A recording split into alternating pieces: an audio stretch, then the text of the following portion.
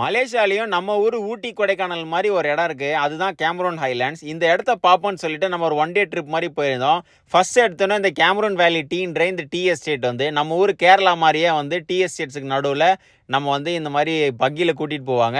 போயிட்டு நீங்கள் அங்கே நின்று ஃபோட்டோஸ்லாம் எடுத்துகிட்டு நிறைய ஸ்ட்ரீம்ஸ்லாம் நடுவில் போவோம். அங்கேயே வந்து உங்களுக்கு கடைலாம் வந்து கீழே வச்சுருப்பாங்க அந்த வேலிக்கு நடுவில். ரொம்ப சூப்பராக இருக்கும். ஸ்பாட்டுமே வந்து பயங்கர அட்ராக்டிவாக இருந்ததுன்னு சொல்லுவேன் நான்.